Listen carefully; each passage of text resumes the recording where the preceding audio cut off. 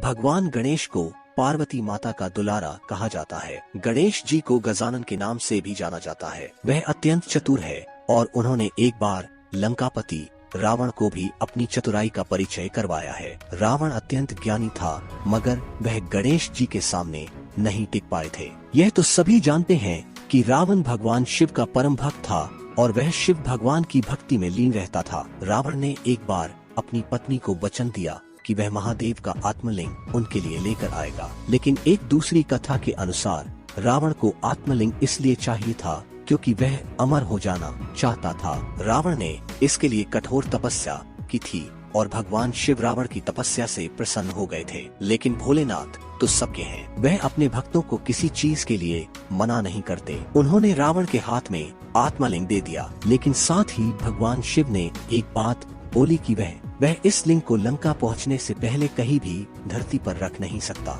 उन्होंने कहा कि अगर तुमने ऐसा किया तो यह आत्मलिंग वहीं पर स्थापित हो जाएगा। और जैसे ही देवताओं को इस बात का पता चला तो वह रावण को रोकना चाहते थे, क्योंकि उन्हें पता था कि रावण इसका सही प्रयोग नहीं करेगा। भगवान गणेश को जब यह पता चला तो रावण को रोकने के लिए वह चल दिए और उन्होंने यह छल से किया। वो रावण से एक ब्राह्मण लड़के के रूप में मिले। एक कथा के अनुसार रावण को पेशाब आ गया था, परंतु रावण को पता था कि वह इस आत्मलिंग को धरती पर नहीं रख सकता। तो रावण ने ब्राह्मण लड़के के हाथ में आत्मलिंग थमा दिया और कहा कि इसको संभालो जब तक मैं वापस न आ जाऊं। लेकिन यह भी कहा जाता है कि भगवान विष्णु के चमत्कार से दिन को रात में बदल दिया गया था और रावण को मजबूर कर दिया गया संध्या वंदना करने के लिए, क्योंकि रावण इस पूजा को त्याग नहीं सकता था और उसने भगवान गणेश को, जो कि ब्राह्मण लड़के के रूप में थे, उन्हें आत्मलिंग पकड़ने के लिए कहा। इस पर गणेश जी ने शर्त रखी कि वह उनका नाम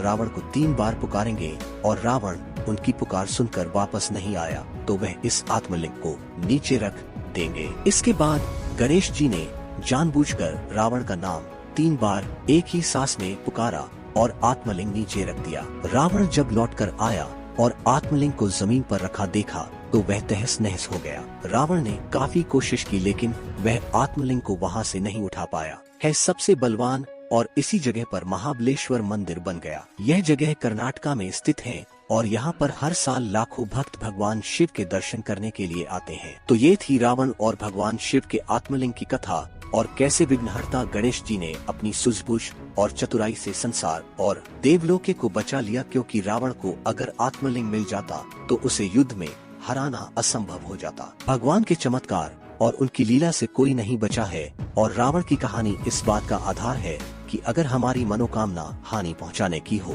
तो भगवान भी हमारा साथ कभी नहीं देंगे। महादेव को पाना है तो मन से सारे बुरे विचारों का नाश करना होगा, तभी हम उनको प्रसन्न कर सकते हैं।